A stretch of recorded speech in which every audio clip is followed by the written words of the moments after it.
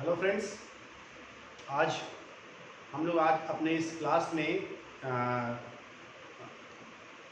किन्सियोलॉजी और बायोमैकेनिक्स के बारे में जानेंगे, उसके बारे में अध्ययन करेंगे। और चूँकि हम जानते हैं कि फिजिकल एजुकेशन एंड स्पोर्ट्स की फील्ड में जब तक आपको correct execution of a movement के बारे में जानकारी नहीं होगी, जब तक आप अपने मूवमेंट्स को करेक्टली एग्जीक्यूट नहीं कर सकते हैं, उसके बारे में जब तक पता नहीं होगा कि कौन कौन से फैक्टर्स ऐसे हैं जो आपके मूवमेंट्स में रिस्पॉन्सिबल होते हैं और जिससे कि आप इफेक्टिव मूवमेंट करके परफॉर्मेंस को आप अपना 100% कर सकते हैं। तो जब तक आपको इन सारे बायोमैकेनिकल प्रिंसिपल्स के बारे में नहीं मालूम चलेगा और जब तक आपको ये नहीं मालूम चलेगा कि कौन सा फोर्स हमारा बॉडी में कहाँ से जनरेट होता है और किस तरह से उस फोर्स का आफ्टर इफेक्ट होता है, उसका रिजल्ट क्या होता है, तब तक हम सही तरीके से देखें तो टेक्निक के एग्जीक्यूशन को नहीं कर सकते हैं। क्योंकि हम जानते हैं कि किसी भी मूवमेंट को करने के लिए या स्पोर्ट्स में किसी भी पर्टिकुलर गेम के लिए कोई भी जो स्किल्स होते हैं वो सब टेक्निक्स पे बेस्ड होते हैं। तो जैसा कि हम जानते हैं कि स्किल्स क्या है, एक मूवमेंट कॉम्बिनेशन ऑफ मूवमेंट्स है, ठीक है। तो उसको और कई सारे स्किल्स को अच्छा बनाने के लिए अच्छी तरीके से मीन्स आप अप्लाई कर सकें उन स्किल्स को इसके लिए जो है आपको इस स्किल्स के एग्जीक्यूशन की टेक्निक्स का नॉलेज होना बहुत ज़रूरी है। तो स्किल बोले तो एक combination of different types of movement is called skill and combination of different skills called techniques, right.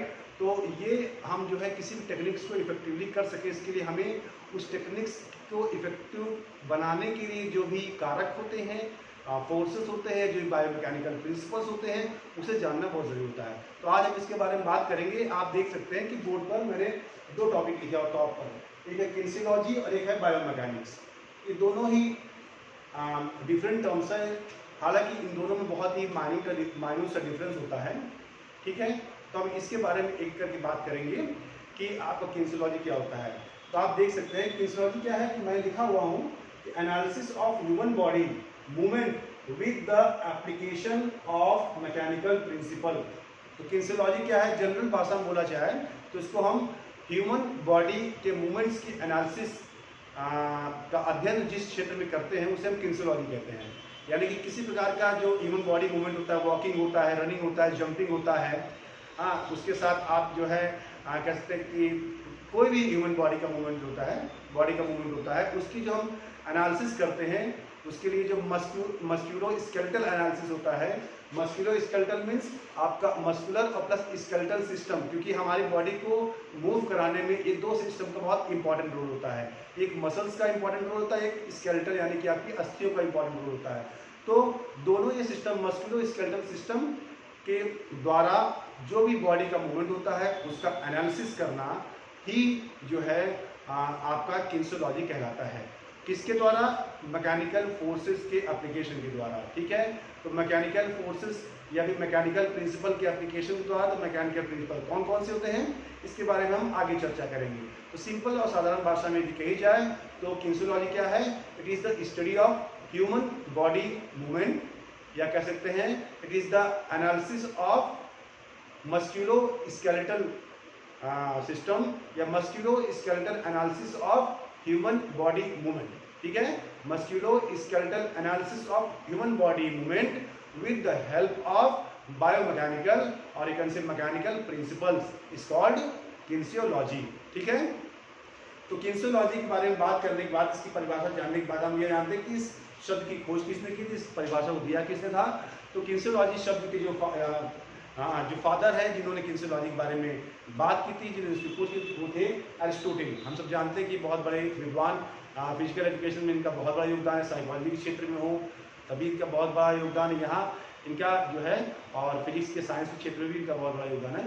तो ये एक जो है अरिस्टोटल, ये फादर है, father of kinesiology called Aristotle. Aristotle is the father of kinesiology. अब नेक्स्ट टर्म में आते हैं बायोमैकेनिक्स। तो बायोमैकेनिक्स आप देख सकते हैं कि मैंने कैसे डिवाइड किया है किन्सियोलॉजी, बायोमैकेनिक्स। बायोमैकेनिक्स के दो भाग होते हैं, मीन्स दो क्षेत्र के अंदर, दो कैटेगरी के अंदर इसको हम अध्ययन कर सकते हैं बायोमैकेनिक्स के बारे में। कौन सा? स्टैटिक और डायनेमिक। डायनेमिक के भी दो पार्ट्स में हम इसको स्टडी कर सकते हैं, एक होता है काइनेमैटिक्स और एक काइनेटिक्स। तो इस तरह की एक डायग्रामेटिक स्ट्रक्चर जिससे कि आपको इजीली समझ में आ जाए कि बायोमैकेनिक्स और किनेसियोलॉजी में किस प्रकार से हम विभाजित कर सकते हैं। तो अभी किनेसियोलॉजी के बारे में बात किया हमने, तो अब आते हैं बायोमैकेनिक्स। तो आप देख सकते हैं कि study of mechanical loss resulting in movement of living organisms. Biomechanics में आप दो वर्ड है, एक मैकेनिक्स है और एक है बायो। तो बायो का मतलब होता है लिविंग ऑर्गेनिजम्स, मैकेनिक्स का मतलब होता है प्रिंसिपल्स ऑफ मैकेनिक्स। मैकेनिक्स क्या है कि फिजिक्स का एक ब्रांच है, ठीक है, that deals with the study of motion, right, study of motion, और उस मोशन को डेवलप करने में कौन कौन से कारक होते हैं इसके बारे में अध्ययन ये मैकेनिक्स में किया जाता है। तो मैकेनिकल जो प्रिंसिपल होते हैं उन सब प्रिंसिपल का जो है लिविंग ऑर्गेनिजम्स के मूवमेंट में, ठीक है, study of mechanical laws resulting in movement of living bio living organisms के जो मूवमेंट होते हैं, जो उनकी आप कह सकते हैं कि डिफरेंट डायरेक्शन की बॉडी का मूवमेंट होता है, उसका study with the help of mechanical principle, ठीक है। तो हम उसको बायोमैकेनिक्स बोलेंगे। ज़्यादा बहुत ज़्यादा डिफरेंस नहीं है, यहाँ भी ह्यूमन बॉडी मूवमेंट के बारे में बात किया गया है और यहाँ भी ह्यूमन बॉडी मूवमेंट के बारे में बात किया गया है। लेकिन किनेसियोलॉजी क्या होता है, किनेसियोलॉजी इज ब्रॉड फील्ड जिसमें कि आपका मस्कुलो स्केलेटल एनालिसिस किया जाता है किसी भी ह्यूमन बॉडी मूवमेंट के बारे में। और इसमें यहाँ पर क्या है कि जो मैकेनिकल प्रिंसिपल्स होते हैं जो ह्यूमन के बॉडी मूवमेंट्स को के लिए रिस्पॉन्सिबल होते हैं उसका अध्ययन किया जाता है, उन प्रिंसिपल्स का अध्ययन किया जाता है। तो आगे अगर चलेंगे आप देख सकते हैं यहाँ पे स्टैटिक और एक डायनेमिक और फिर काइनेमैटिक्स और एक काइनेटिक्स। तो अभी एक करके बात करेंगे। तो बायोमैकेनिक्स में देख रहे हैं आप कि किनेसियोलॉजी फादर अरिस्टोटल है और बायोमैकेनिक्स के फादर कौन है, Giovanni Alfonso Borelli. Giovanni Alfonso Borelli he is the father of biomechanics. और एक बहुत ही महत्वपूर्ण जो कि प्रश्न पूछते हैं परीक्षाओं में, एग्जाम में आते हैं कि biomechanics is the part of kinesiology. ये बहुत ही इंपॉर्टेंट है, कई बार प्रश्न आया परीक्षाओं में कि लिख के आता है कि kinesiology is a part of biomechanics, biomechanics is a part of kinesiology. तो उसमें आपको लिखना है, ठीक कहाँ करना है कि biomechanics is the part of kinesiology, biomechanics comes under kinesiology, biomechanics is the sub discipline of kinesiology, right. तो ये एक बहुत महत्वपूर्ण प्रश्न। अब आगे चलते हैं करके बात करेंगे हम। जैसा आप देख रहे हैं कि हमने चर्चा की किनेसियोलॉजी के बारे में और बायोमैकेनिक्स के बारे में। अब हम आते हैं स्टैटिक, डायनेमिक और काइनेमैटिक और काइनेटिक के बारे में, ठीक है। फादर कौन बायोमैकेनिक्स के, Giovanni Alfonso Borelli, he is the father of biomechanics, ठीक है। और who is the father of kinesiology, Aristotle.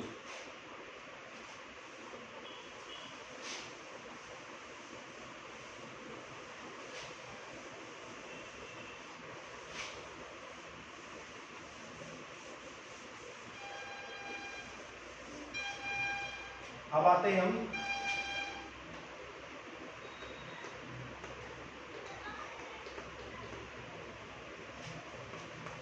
मैंने बताया था दो भाग, इसमें स्टैटिक एक होता है और एक डायनेमिक होता है।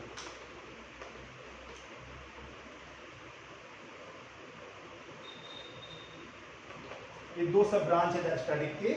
स्टैटिक क्या होता है, जब कोई वस्तु स्थिर होता है, जब बॉडी एक स्टेबल कंडीशन में होती है, मीन्स उस पर लगने वाला फोर्स, उस पर लगने वाला बल चारों दिशा से बराबर होता है, तो बॉडी एक स्थिर और स्टेबल इक्विलिब्रियम कंडीशन में होती है, तब हम उसको स्टैटिक कंडीशन बोलते हैं।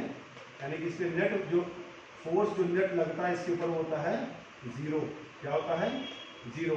तो स्टैटिक मतलब स्टेबल कंडीशन बोलते हैं या इक्विलिब्रियम यानी संतुलन की अवस्था में, equilibrium,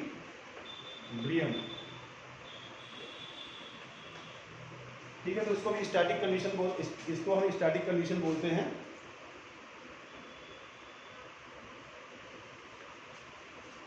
When the body is in a state of rest, complete rest, or it is in a state of constant motion, यानी कि जब बॉडी की गति एकदम जीरो हो, वो एक स्थिर संतुलित अवस्था में हो, या फिर हमारा शरीर जो है एक कांस्टेंट गति से किसी दिशा में मूव करता हो, गति करता हो, तो वह स्टैटिक एनालिसिस यानी स्टैटिक के अंतर्गत आता है, ठीक है।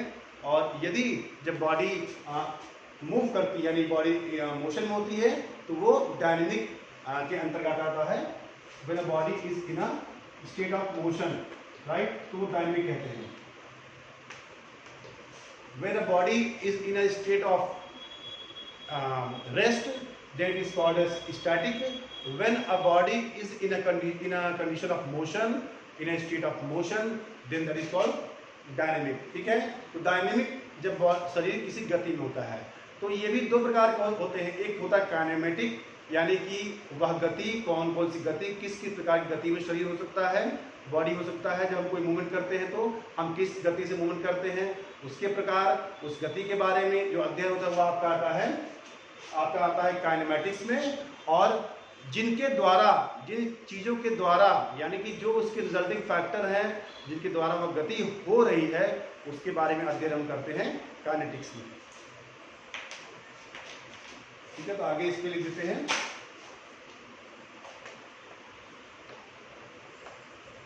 काइनेमेटिक्स और काइनेटिक्स। ये फिजिक्स के बहुत इंपॉर्टेंट टर्म्स हैं जिसको जो है जनरली ये बेसिक प्रिंसिपल हैं जो कि हमारे स्पोर्ट्स के और फिजिकल एजुकेशन के क्षेत्र में भी काफ़ी लगते हैं। क्योंकि जब किसी भी मूवमेंट का हम बायोमैकेनिकल एनालिसिस करते हैं, बायोमैकेनिकल एनालिसिस मतलब उसमें फोर्स कौन से फोर्स लगे हैं, न्यूटन लॉज ऑफ मोशन कौन कौन से लगे हैं, और आपका लीवर कौन कौन से लगे हैं, तो जितने भी उसके फिजिक्स के मैकेनिकल प्रिंसिपल हैं इसका हम अध्ययन करते हैं। जब भी किसी हम मूवमेंट का बायोमैकेनिकल एनालिसिस करते हैं तो इसका मतलब कि science, sports itself is a science. बिना साइंस के जो है कोई चीज़ संभव नहीं है। आप किसी प्रकार की कल्पना यदि कर रही है तो साइंस, अब अगर आपको 100% परफॉर्मेंस पाना है in the field of sports तो आपको मैकेनिकल साइंटिफिक प्रिंसिपल की जानकारी अच्छी तरीके से होना चाहिए, तभी आप जो है अपने क्षेत्र में अपनी परफॉर्मेंस आप 100% दे सकते हैं। ठीक है, तो हम आगे चलते हैं।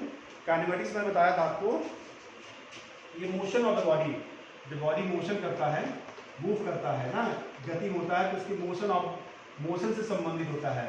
काइनेमेटिक जो ब्रांच है फिजिक्स का, यानी कि ये जो डायनामिक ब्रांच था, बायोमैकेनिक्स को दो ब्रांचेस में डिवाइड किया गया हमने, स्टैटिक में और डायनामिक में। Static no motion at all या फिर कांस्टेंट मोशन, आप एक कांस्टेंट गति से मूव करते हैं तो हम इसको स्टैटिक बोल सकते हैं। उसके बाद डायनामिक जब मोशन होता है, यानी कि बॉडी एक मूवमेंट में होती है, एक मोशन में होती है, तो इसके कब मोशन होता है तो इसके ब्रांचेस हैं, सब ब्रांच हैं। आप देख सकते हैं kinematics deals with the motion of body, यानी कि अगर बॉडी में कोई मोशन होता है तो कौन सा मोशन है, ठीक है, वो लीनियर है कि आपका वो कर्वीलिनियर है, कि आपका वो जनरल मोशन है, कि आपका रेक्टिलिनियर मोशन है। तो कई प्रकार के मोशन होते हैं ना, अब इसके बारे में आगे बात करेंगे विस्तृत रूप से। और उसके बाद kinetics forces that generates the motion, वह बल जिस कारण से कोई भी गति उत्पन्न हो रही शरीर में, कोई मोशन डेवलप हो रहा बॉडी में, तो उसके लिए कौन कौन सा फोर्सेस रिस्पॉन्सिबल हैं, उस फोर्सेस के अध्ययन हम काइनेटिक्स में करते हैं। ठीक है,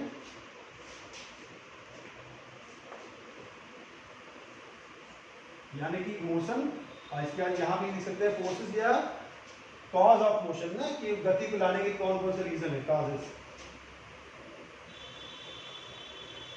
forces and its effect.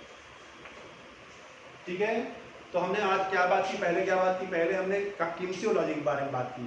Kinesiology क्या है, ह्यूमन बॉडी मूवमेंट की analysis, means मस्कुलो skeletal analysis of human body movement, यानी कि मसल्स और स्केलेटल सिस्टम के सहयोग से जो बॉडी का मूवमेंट होता है उसका एनालिसिस आपको जो करते हैं वो आपका किनेसियोलॉजी में आता है। उसके बाद उसका सब ब्रांच उसके नीचे आता है biomechanics. Itself the name suggest that bio means living organisms, mechanics means physics के मैकेनिकल प्रिंसिपल जो आपके बॉडी के मूवमेंट्स को हेल्प करने में लगते हैं, वो बायोमैकेनिक्स की कैटेगरी में आते हैं, बायोमैकेनिक्स के टॉपिक में आते हैं। बायोमैकेनिक्स को दो भागों में बांटा गया, स्टैटिक और dynamic. Static means when the body is in the condition of rest, जब रेस्ट में होता है, एंड उसके ऊपर नेट फोर्स जो चारों तरफ से लगने वाला बल होता है, इस तरफ से लगने वाला बल, इस तरफ से लगने वाला बल, इस तरफ से लगने वाला बल और इस तरफ से लगने वाला बल, सारे बल जो होते हैं वो अगर उसका हम एक नेट निकाला जाए तो बराबर होगा 0, यानी कि सब एक दूसरे से कट जाते हैं, ठीक है। तो सारे बल का रिजल्टेंट नेट फोर्स जो बल लगता है एक बॉडी पर 0 होता है, तभी बॉडी स्थिर कंडीशन में होती है। ये कंडीशन एक है बॉडी की स्थिर कंडीशन में रहने की। उसके बाद सेकेंड आता है आपका सेकेंड आपको डायनेमिक आता है, डायनेमिक काइनेमैटिक्स और काइनेटिक। इसके बारे में विस्तार से बात करते हैं।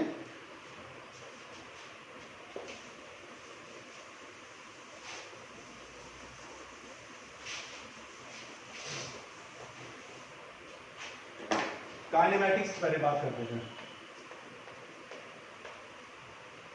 काइनेमैटिक्स ये किसका ब्रांच है? ये डायनेमिक जो आपका डायनेमिक्स है, ये उसका ब्रांच है, राइट। बॉडी जब मोशन में होती है, तो मोशन में होती तो अब बॉडी जब मोशन में होती है तो अब किस प्रकार का मोशन है, किस प्रकार गति, ये भी जानना जरूरी है। तो इस पे काइनेमैटिक्स आता है। तो मोशन, अब इसमें हम ये बात करें कितने प्रकार के मोशन होते हैं, ठीक है। तो मोशन, पहला मोशन होता है आपका लीनियर मोशन। क्या होता है? लीनियर बोलते हैं इसको, यानी कि एक सीधी रेखा में चलना, उसको लीनियर बोला जाता है। इसका दूसरा नाम है translatory motion, translatory, LATORY, translatory motion बोलते हैं। इसका एक तीसरा नाम भी है, इसको रेक्टिलिनियर मोशन बोलते हैं, यानी कि लीनियर मोशन, ट्रांसलेटरी मोशन और रेक्टिलिनियर मोशन। और रेक्टिलिनियर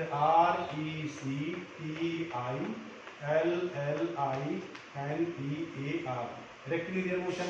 दूसरा जो टाइप ऑफ मोशन होता है वो होता क्या होता है आपका? होता है आपका कर्वीलिनियर मोशन। क्या होता है आपका? Curvilinear motion. तीसरा टाइप आपका आता है रोटेशनल मोशन या एंगुलर मोशन बोलते हैं इसको, रोटेशनल या एंगुलर, ठीक है। इसको ही बताते हैं आगे। और चौथा होता है general motion, combination of all. तो फिजिकल एजुकेशन के क्षेत्र में जब तक आपको ये जानकारी नहीं होगी कि आपकी गति किस प्रकार की है, तब तक आप जो है अपने उस टेक्निक को या उस मूवमेंट को आप करेक्ट नहीं कर सकते। तो आपको ये मालूम होना चाहिए कि कौन सा, इस लिखा है लीनियर, ट्रांसलेटरी या रेक्टिलिनियर मोशन। ये जब बॉडी किसी एक ही दिशा में जाती है, ठीक है, जब बॉडी किसी एक ही दिशा में जाती है, हम एक करके बात करते हैं। ये आपने देख लीजिए चार टाइप ऑफ मोशन होते हैं, लीनियर, कर्वीलिनियर, रोटेशनल या एंगुलर और जनरल मोशन। अब एक पहले बात करते हैं लीनियर मोशन के बारे में।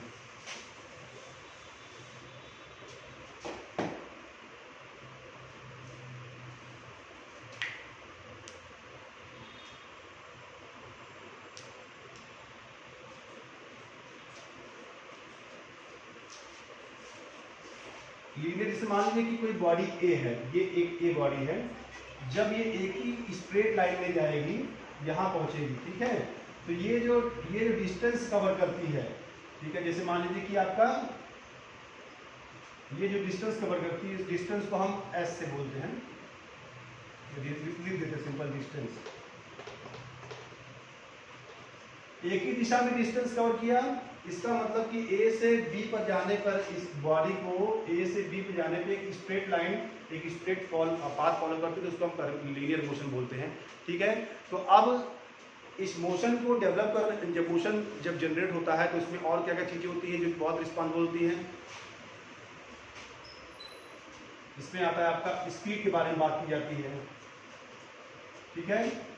काइनेमैटिक्स में आपका मोशन को डेवलप करने की कौन कौन डेवलप होने से मोशन जब कोई होता है, तो इसके बाद उसके लिए कौन कौन सी चीज़ें और कौन कौन चीज़ों की अध्ययन करने की जरूरत पड़ती है। जैसे मान लिया आपका स्पीड हो गया, वेलोसिटी हो गया, डिस्प्लेसमेंट हो गया, एक्सेलरेशन हो गया, और बहुत सारी चीज़ें होती हैं, बहुत सारी एक्सेलरेशन हो गया। तो जब ये सब चीज़ों के कारण से मोशन डेवलप, जब मोशन होता है तो ये काइनेमैटिक्स के अंतर्गत आता है। मीन्स जब हम स्पीड का, वेलोसिटी के बारे में अध्ययन करते हैं, स्पीड के बारे में अध्ययन करते हैं, एक्सेलरेशन, त्वरण के बारे में अध्ययन करते हैं, ठीक है, डिस्प्लेसमेंट के बारे में अध्ययन करते हैं, तो ये सब काइनेमैटिक्स में आता है, ये फिजिक्स की काइनेमैटिक ब्रांच में आता है, ठीक है। ये अब आप देख सकते हैं, तो यहाँ से यहाँ बॉडी एक स्ट्रेट लाइन बॉडी गई है, तो इसको हम बोलते हैं, ये आपका लीनियर मोशन हो गया। ये बॉडी एक सीधे लाइन में गई है, तो उसको हम लीनियर मोशन कहेंगे। जैसे हम जब बॉल को हम फुटबॉल रख के उसको पुश पास करते हैं तो बॉल रोल करते हुए जो है साथी खिलाड़ी के सामने आती है, तो उसको हम बोलते क्या है, उसको लीनियर मोशन या लीनियर पाथ को फॉलो करते हुए बॉडी फुटबॉल जो है लीनियर मोशन को प्राप्त, लीनियर मोशन गई। अब आगे आते हैं, सेकंड क्या था, सेकंड आपका टाइप ऑफ मोशन क्या था, कर्वी लीनियर मोशन। नाम से ही देखिए आप देख सकते हैं ना, कर्वी लीनियर मोशन।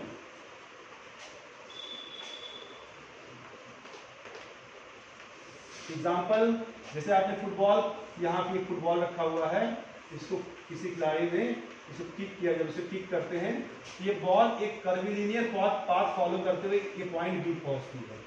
ये फुटबॉल है, आप कोई प्लेयर से किक करता है पॉइंट ए से, ये कर्वीलिनियर पाथ फॉलो करते हुए पॉइंट बी तक पहुंचती है, तो ऐसा पाथ, ये पाथ जो होती है this is called curvilinear path, और ऐसा मोशन जो इस पाथ में होता है उसे हम कर्वीलिनियर मोशन कहते हैं। ये जो हो गया ये कर्वीलिनियर, ये कर्व में, एक कर्व में जो है बॉल ट्रेवल करती है, इसको हम कर्वीलिनियर मोशन कहते हैं।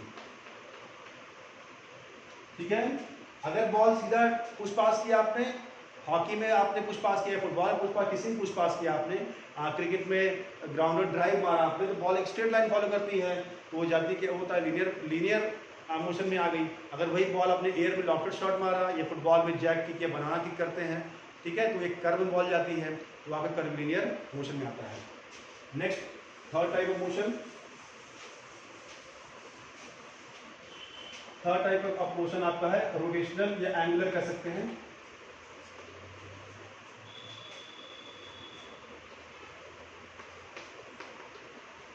एंगुलर मोशन, जब कोई बॉडी किसी सर्कल में को पूरा कंप्लीट करती है, जैसे इस ए पॉइंट से आप जो चले और घूमकर दोबारा फिर जो है आप ए पॉइंट पर ही आ गए, ठीक है, यहाँ से चले फिर दोबारा यहाँ पहुँच गए, यानी आपने जो है एक पूरा एक सर्कल यानी 360 डिग्री आपने घूमा है, तो ये आपका एंगुलर मोशन का एग्जांपल हो जाएगा, जिसको हम बोलते क्या है, एक रोटेशनल मोशन, यानी कोई आपने पूरा एक रोटेशन आपने पूरा कवर किया।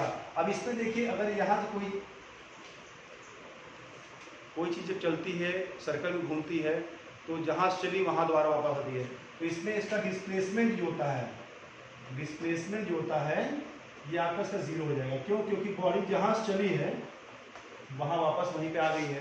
अगर आप सेकेंड जो कैटेगरी थी कर्वीलिनियर में, अगर आप देखेंगे जब बॉल यहाँ से यहाँ तक किया, तो इसका डिस्प्लेसमेंट क्या है, shortest distance between the two point, जो सबसे दो पॉइंट के बीच सबसे छोटी जो दूरी होती है उसको डिस्प्लेसमेंट कहते हैं।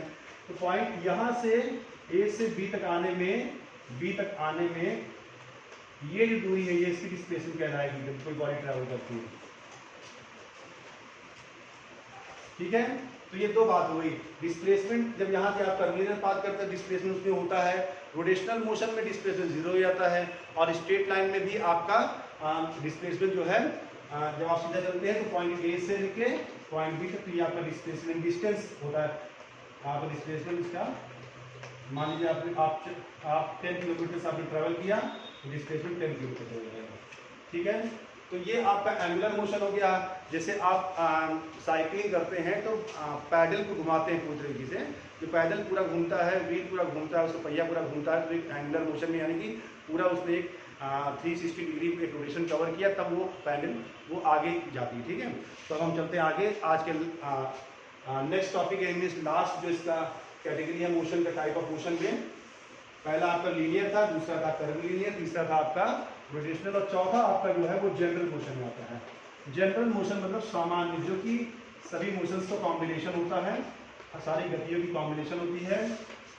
ठीक है, यानी इसमें आपका लीनियर मोशन भी होता है, और इसमें आपका जो है रेक्टिलिनियर मोशन भी होता है, इसमें आपका कर्वीलिनियर मोशन भी होता है।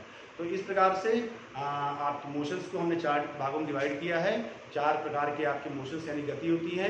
पहला होता है लीनियर ट्रांसलेटरी, दूसरा कर्वीलिनियर, तीसरा रोटेशनल या एंगुलर, और चौथा होता है आपका जनरल मोशन। तो ये मोशन की बात हो गई। अब लास्ट इसका है जो सब डिवीजन था काइनेटिक्स के बाद, चूँकि ये सब मोशन की रिस्पॉन्सिबल क्या है, ये स्पीड, वेलोसिटी, डिस्प्लेसमेंट, एक्सेलरेशन, ये सब चीज़ें किसी मोशन को करने की बहुत रिस्पॉन्सिबल होती हैं। ठीक है, इसके बारे में हम आगे बाद में चर्चा करेंगे। अभी जो है हम चलते हैं, लास्ट है हमारा काइनेटिक्स पार्ट जो है ना, इसके बाद ये इसका काइनेटिक्स मैंने क्या बताया था कि kinetics deals with the effect that causes the motion. Means जो उस गति के लिए रिस्पॉन्सिबल है, जो भी चीज़, जो ये वस्तु गति के लिए रिस्पॉन्सिबल है, उसे हम वो काइनेटिक्स के अंतर्गत, यानी कि काइनेटिक ब्रांच के अंतर्गत आता है। जैसे भी कोई गति जब होती है तो फोर्स बहुत ज़रूरी है। अब फोर्स का पॉइंट ऑफ एप्लीकेशन क्या है, किस पॉइंट ऑफ फोर्स लग रहा है उस वस्तु पर, किस दिशा में उस फोर्स के लगने से किस दिशा में उस वस्तु का या बॉडी का मूवमेंट हो रहा है, ये सब चीज़ें, इन सब चीज़ों का जो अध्ययन होता है वो आपका काइनेटिक्स में आता है। आप जानते हैं कि फोर्सेस भी कई प्रकार के होते हैं, जैसे इंटरनल फोर्स जो हमारे शरीर के अंदर उत्पन्न होते हैं, मांसपेशियों के संकुचन से जो बल उत्पन्न होता है, हड्डियों से भी जो बल उत्पन्न होता है, ये आपका इंटरनल फोर्सेस हो गए। और एक्सटर्नल फोर्सेस आप जानते हैं कि जो बाहर से बल लगता है वो एक्सटर्नल फोर्सेस, वो भी कई बाहर से बल लगने वाला जो फोर्सेस हैं वो भी कई प्रकार के होते हैं। तो इस तरह से आज की हम क्लास यहीं पे समाप्त करते हैं, और आशा है कि आपका जो ये फिजियोलॉजी और बायोमैकेनिक्स की जो इंट्रोडक्टरी पार्ट है ये आपको समझ में आया होगा। एक बार मैं फिर से आपको एक रफ रिवीजन कर देता हूँ कि हम पहले अध्ययन किए फिजियोलॉजी के बारे में, उसके बाद फिजियोलॉजी का सब ब्रांच या सब डिसिप्लिन है बायोमैकेनिक्स। बायोमैकेनिक्स को भी दो भागों में बांटा गया है अध्ययन करने के लिए, स्टैटिक और dynamic. Static no movement, dynamic movement occurs, यानी मोशन के बारे में बात किया गया।